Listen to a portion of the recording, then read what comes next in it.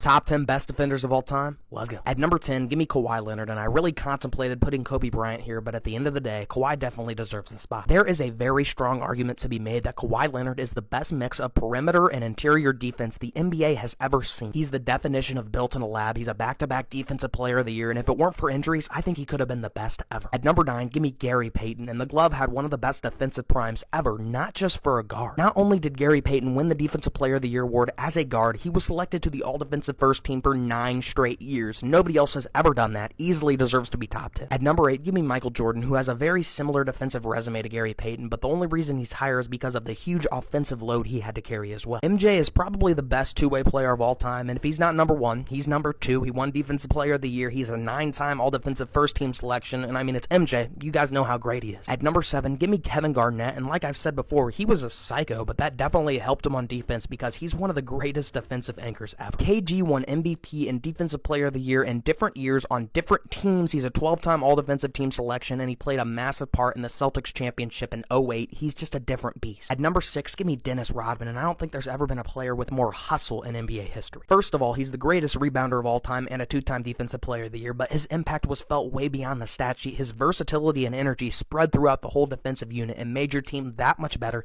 That's probably why he's a 5-time NBA champion. At number 5, give me Ben Wallace, who in reality was 6'9", but played like he was 7'5". His defensive instincts were off the charts. In my opinion, Ben Wallace played the greatest stretch of defense ever seen in the NBA. He won 4 Defensive Player of the Year awards in 5 years. On top of that, he was a big part of that '04 Pistons team that won a championship. It's just hard for me to wrap my head around a 6'9" center being this dominant, but it happened. At number 4, give me Dikembe Mutombo, one of the greatest rim protectors of all time. You probably weren't getting your shot up with him around. He's got 4 Defensive Player of the Year awards, tied for the most all time with Ben Wallace. He's second all time in total blocks, just a relentless defender. At number 2, give me Tim Duncan, who infamously never won a Defensive Player of the Year award, and anybody who watched Timmy D would tell you that's absurd. He has the most all-defensive team selections ever with 15. He anchored an entire defensive system for 19 years straight. Ladies and gentlemen, that is pure greatness. At number 2, give me Hakeem Olajuwon, the only shot blocker that can compete with Dikembe and the only two-way player that can compete with MJ. If you put Hakeem at number 1, I wouldn't argue at all. He's number 1 all-time in blocks and 11th all-time in steals. Think about that. This is a center we're dealing with. He's the most versatile defender ever. But at number 1, give me Bill Russell, who unfortunately played when not many defensive stats were kept, but even just using what we have, it's easy to see how good of a defender Bill Russell was. A stat we do have is defensive win shares, which Bill Russell has 27 more of than the next guy up. You pair that with his 11 championships, I think we're looking at the best defender ever.